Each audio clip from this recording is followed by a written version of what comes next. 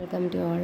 എല്ലാവർക്കും പാരാമെഡിക്കൽ കോഴ്സിൻ്റെ പുതിയൊരു ഹെമറ്റോളജി ആൻഡ് ക്ലിനിക്കൽ പത്തോളജി ക്ലാസ്സിലേക്ക് സ്വാഗതം. അപ്പോൾ നമുക്ക് ഈ വീഡിയോയിലൂടെ എങ്ങനെ യൂറിൻ്റെ ഫിസിക്കൽ എക്സാമിനേഷൻ ചെയ്യാൻ നോക്കാം. ഫിസിക്കൽ എക്സാമിനേഷൻ എന്ന് പറഞ്ഞാൽ നമുക്ക് കണ്ണുകൊണ്ട് കണ്ട് മനസ്സിലാക്കാൻ പറ്റുന്നതിനെയാണ് നമ്മൾ ഫിസിക്കൽ എക്സാമിനേഷൻ എന്ന് പറയുന്നത്. അപ്പോൾ ഈ ഫിസിക്കൽ എക്സാമിനേഷൻ എങ്ങനെയാണ് ചെയ്യുന്നതെന്ന് നമുക്ക് ഈ വീഡിയോയിലൂടെ നോക്കാം. Physical examination, it is the macroscopic examination done for parameters like volume, color, odor, appearance, pH, specific gravity. Physical എക്സാമിനേഷനിൽ അടങ്ങുന്ന ടെസ്റ്റുകളാണ്, പാരാമീറ്റേഴ്സാണ് വോളിയം, അതായത് അളവ്, കളർ, യൂറിൻ്റെ കളറ്, ഓഡർ, സ്മെല്ല്, അപ്പിയറൻസ്, അതിൻ്റെ രൂപം, ദെൻ പി എച്ച്, ആസിഡാണോ ബേസാണോ എന്നുള്ളത്, ദെൻ സ്പെസിഫിക് ഗ്രാവിറ്റി. ഇത്രയും കാര്യങ്ങൾ നമുക്ക് ഫിസിക്കൽ എക്സാമിനേഷനിലൂടെ മനസ്സിലാക്കാൻ കഴിയും. ഓക്കെ, നമുക്ക് വോളിയം എന്താണെന്ന് നോക്കാം. The normal urinary output ranges from 1500 to 2000 ml per day. Normal urinary output എന്ന് പറയുന്നത് ഒരു ദിവസത്തിലെ നോർമൽ യൂറിനറി ഔട്ട്പുട്ട്, അതായത് പുറത്തേക്ക് യൂറിൻ പോകുന്നത് എത്ര എമൗണ്ടാന്ന് വെച്ചാൽ 1500 മുതൽ 2000 ml ആണ് ഒരു ദിവസം പുറത്തേക്ക് വരേണ്ടത്. Okay, then the quantity varies depending on physical and pathological conditions. ഇതിൻ്റെ ക്വാണ്ടിറ്റിയിൽ പത്തോളജിക്കൽ ഡിസീസ്ഡ് കണ്ടീഷനിലും നമ്മുടെ ഫിസിക്കൽ, അതായത് ക്ലൈമാറ്റ്സ് ചേഞ്ച് കാരണം കൊണ്ടും ഈ റേഞ്ചസിന് വെറൈറ്റീസ് വരാം, റേഞ്ചസ് വാരി ചെയ്യാം, ക്വാണ്ടിറ്റിയിൽ വേരിയേഷൻസ് ഉണ്ടാവാം. Then the physiological variations depends on the factors like fluid intake, temperature of atmosphere, age, physical exercise etcetera.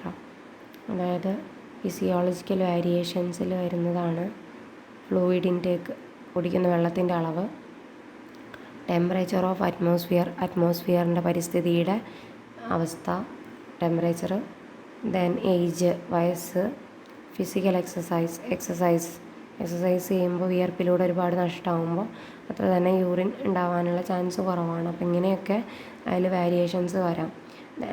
Increase in urine output is called polyuria and decreased urine output is called oliguria.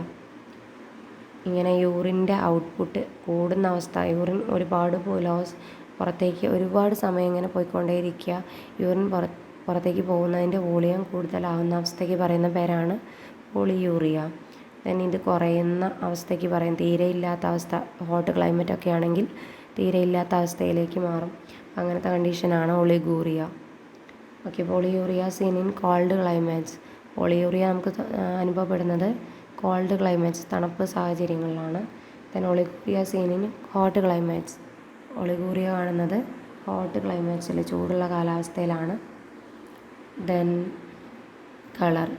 Normal urine is straw coloured or pale yellow. The colour is due to the pigment urochrome. അടുത്തതായിട്ട് നമ്മൾ കളറിനെ കുറിച്ചാണ് പറയാൻ പോകുന്നത്. Normal യൂറിൻ്റെ colour എന്ന് പറയുന്നത് straw കളറായിരിക്കും, അതായത് light yellow colour. The colour due to the pigment urochrome. എങ്ങനെയാണ് യൂറിന് ഈ കളർ കിട്ടുന്നതെന്ന് വെച്ചാൽ യൂറോക്രോം എന്ന പിഗ്മെൻറ്റ് ഇതിനകത്തുള്ളത് കാരണമാണ് യൂറിന് ഈ കളർ കിട്ടുന്നത്. Okay, the colour depends on the concentration of urine sample. Colour depend ചെയ്യുന്നത് യൂറിൻ സാമ്പിളിൻ്റെ കോൺസെൻട്രേഷൻ അനുസരിച്ചിരിക്കും. Okay, normal color of urine changes in different due to the presence of abnormalities like blood, bilirubin, drugs, poisons, etc. യൂറിൻ്റെ normal colour change ആവുന്നത് എന്തുകൊണ്ടുള്ള കാരണങ്ങൾ എന്തൊക്കെയാണെന്ന് വെച്ചാൽ ഓരോരോ അബ്നോർമാലിറ്റീസാണ്. യൂറിനിൽ blood വരുന്ന സാഹചര്യത്തിൽ ബിലിറൂബിൻ കാണപ്പെടുന്നു, അതായത് മഞ്ഞപ്പിത്തം ഉണ്ടാകുന്ന സാഹചര്യങ്ങളിൽ, ഡ്രഗ്സ് കഴിക്കുന്നവർക്ക് അല്ലെങ്കിൽ എന്തെങ്കിലും പോയിസൺ അഡിക്റ്റ് ആയവർക്കൊക്കെയാണ് കളർ ചേഞ്ച് കാണപ്പെടുക. അതിൽ ചില അവസ്ഥകൾ താഴെ പറയാം. ദെൻ റെഡ് ഹെമറ്റൂറിയ എന്നുള്ള ഡിസീസ് വരുമ്പോൾ റെഡ് കളറിലാണ് യൂറിൻ വരിക. മിൽക്കി കളറാണെങ്കിൽ കൈലൂറിയ എന്നുള്ള ഡിസീസ് ആയിരിക്കും. ബ്രൗൺ കളറാണെങ്കിൽ ഹീമോഗ്ലോബിനൂറിയ ആയിരിക്കും. ബ്ലാക്ക് കളറാണെങ്കിൽ alkaptonuria or black water fever ആയിരിക്കും. Then yellowish green to greenish brown ആണെങ്കിൽ ജോണ്ടിസ്, മഞ്ഞപ്പിത്തം. അല്ലെങ്കിൽ ഇൻക്രീസ്ഡ് യൂറോബിലിനോജൻ, അല്ലെങ്കിൽ ചില ഡ്രഗ്സിൻ്റെ ആക്ടിവിറ്റി, മരുന്നുകളുടെ ആക്ഷൻ മൂലം ആയിരിക്കും. Then odour. Normal fresh urine has a slight aromatic odour. നോർമലായിട്ട് ഫ്രഷ് യൂറിന് ഒരു സ്ലൈറ്റ് ആരോമാറ്റിക് ഓർഡറാണ് ഉണ്ടാവുക, അതായത് ആസിഡിൻ്റെയൊക്കെ ഒരു സ്മെല്ലാണ് ഉണ്ടാവുക. The smell changes on keeping the urine develops an ammoniacal smell due to the splitting of urea to ammonia. നമ്മൾ urine pass ചെയ്ത് കുറച്ച് സമയം അങ്ങനെ തന്നെ വെള്ളമൊന്നും ഒഴിക്കാതെ അങ്ങനെ വയ്ക്കുകയാണെന്നുണ്ടെങ്കിൽ ഇതിൽ എന്താ സംഭവിക്കുക എന്ന് വെച്ചാൽ ഈ യൂറിനിലെ അമോണിയാസിൻ്റെ ആക്ഷൻ ഡെവലപ്പ് ചെയ്യും. ഇവിടെയുള്ള ബാക്ടീരിയ വെച്ചിട്ട് ഈ യൂറിയ ആക്ട് ചെയ്യും. അങ്ങനെ അവിടെ അമോണിയാക്കൽ സ്മെല്ല് രൂപപ്പെടും. ഇവിടെ എന്താ സംഭവിക്കുന്നതെന്ന് വെച്ചാൽ ഈ യൂറിനിലുള്ള യൂറിയ സ്പ്ലിറ്റ് ചെയ്ത് അമോണിയ ആയിട്ട് മാറുകയാണ് ചെയ്യുന്നത്. Okay, first one fruity odour ഉണ്ടാവുന്നത് diabetes due to the ketone bodies ketonuria. Diabetes ഉള്ള ആൾക്കാർക്ക്, പ്രമേഹ രോഗികൾക്കാണ് ഫ്രൂട്ടി ഓർഡർ ഉണ്ടായിരിക്കുക. ഇങ്ങനെ ഉണ്ടാകുന്ന ഡിസീസിൻ്റെ പേരാണ് കീറ്റോനൂറിയ. ദെൻ ഫോൾ ഓർഡർ, ഒരു ബാഡ് സ്മെല്ല് വരുന്നത് യൂറിനറി ട്രാക്റ്റ് ഇൻഫെക്ഷൻ വരുന്ന സമയത്താണ് ഫോൾ ഓർഡർ ഉണ്ടായിരിക്കുക. ദെൻ ട്രാൻസ്പാരൻസി, അതായത് ക്ലിയർ എത്രത്തോളം ഉണ്ടായിരിക്കണം. നമ്മളിപ്പോൾ ഒരു ഗ്ലാസ്സിൽ വെള്ളം എടുക്കുകയാണെങ്കിൽ അതിൻ്റെ ക്ലിയർ പോലെ ഈ ബോട്ടിൽ എടുക്കുന്ന യൂറിന് ഇവിടെ നിന്ന് നോക്കി അങ്ങോട്ട് കാണുന്ന രീതി, അതാണ് ട്രാൻസ്പാരൻസി എന്ന് ഉദ്ദേശിക്കുന്നത്, clear. Okay, first point, normal fresh urine is clear. നോർമലായിട്ട് ഫ്രഷ് യൂറിൻ ക്ലിയർ ആയിരിക്കും.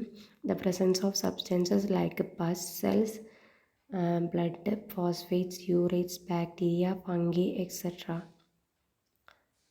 നോർമലായിട്ട് ഫ്രഷ് യൂറിൻ ക്ലിയർ ആണെങ്കിലും ഈ സബ്സ്റ്റൻസസിൻ്റെ പ്രസൻസ് കാരണം, പസ് സെൽസിൻ്റെ പ്രസൻസ്, ബ്ലഡിൻ്റെ പ്രസൻസ്, ഫോസ്ഫേറ്റ്സിൻ്റെ പ്രസൻസ്, യൂറേറ്റ്സിൻ്റെ പ്രസൻസ്, ബാക്ടീരിയകളുടെ, ഫംഗീസിൻ്റെ പ്രസൻസ്, ഇവരുടെയൊക്കെ പ്രസൻസ് ഉണ്ടെങ്കിൽ ഇവിടെ നോർമൽ യൂറിൻ ക്ലിയറിൽ നിന്ന് ചേഞ്ച് ചെയ്ത് ഒപ്പേക്കായി മാറാം.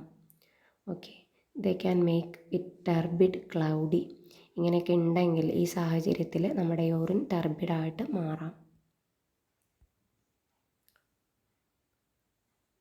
Okay, the turbidity due to the amorphous phosphates disappear on adding of dilute acetic acid, and that due to water disappear on heating. അതായത് അമോർഫസ് ഫോസ്ഫേറ്റ് മൂലം ഉണ്ടായ ടർബിഡിറ്റി ആണെങ്കിൽ ഇത് ഡിസപ്പിയർ ആവും, അതായത് ടർബിഡിറ്റി ഇല്ലാതെയാവും. എങ്ങനെയാണെന്ന് വെച്ചാൽ ഡൈല്യൂട്ട് അസറ്റിക് ആസിഡ് ആഡ് ചെയ്യുന്ന സമയത്ത് ഈ ടർബിഡിറ്റി ഇല്ലാതെയാവും.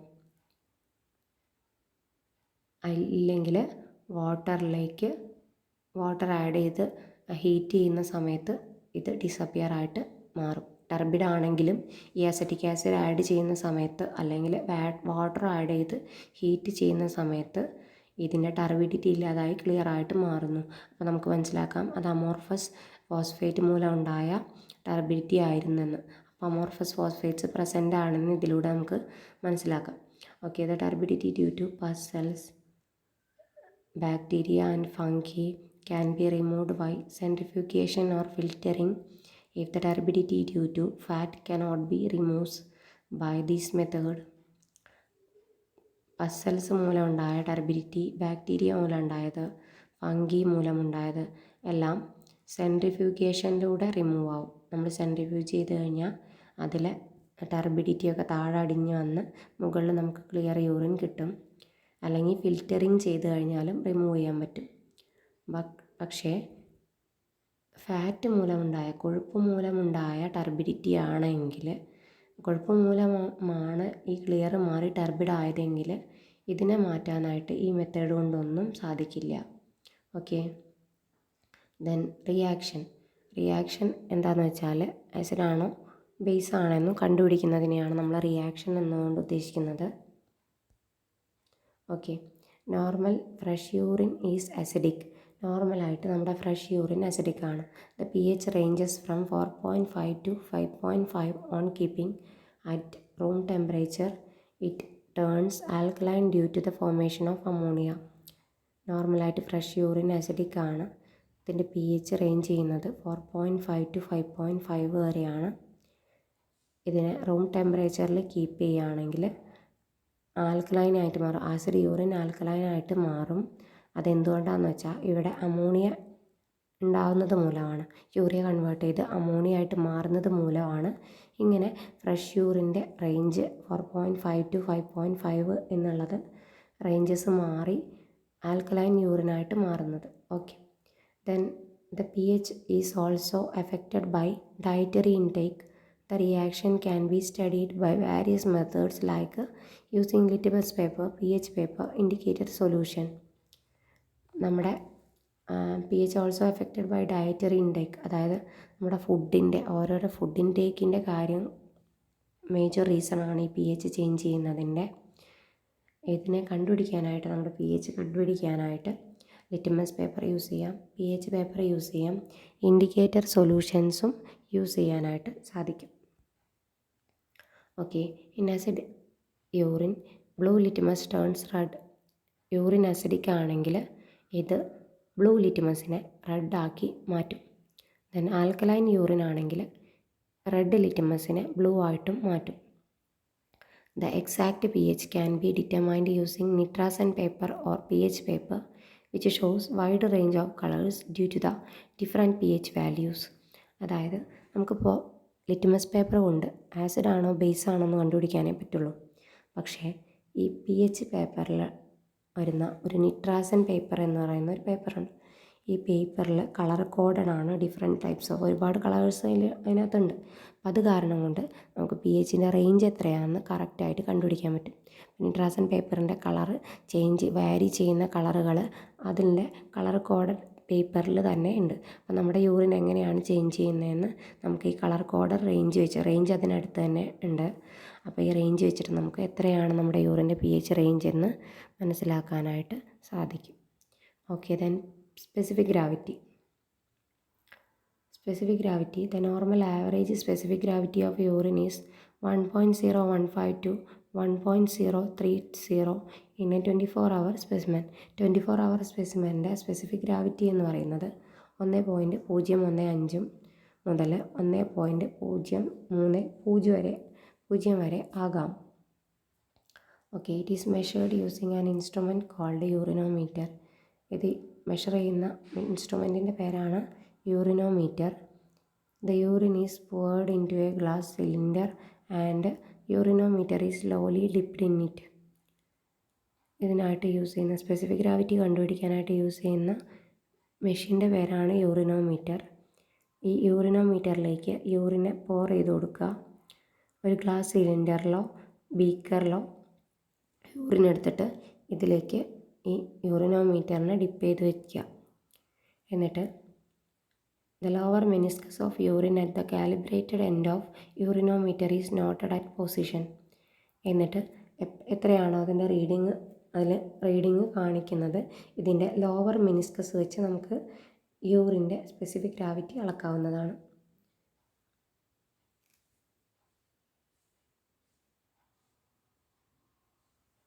ഓക്കെ, ഇങ്ങനെയാണ് നമ്മൾ യൂറിൻ്റെ സ്പെസിഫിക് ഗ്രാവിറ്റി കണ്ടുപിടിക്കുന്നത്. ഇത്രയാണ് ഫിസിക്കൽ എക്സാമിനേഷൻ ഓഫ് യൂറിൻ എന്ന് പറയുന്നത്.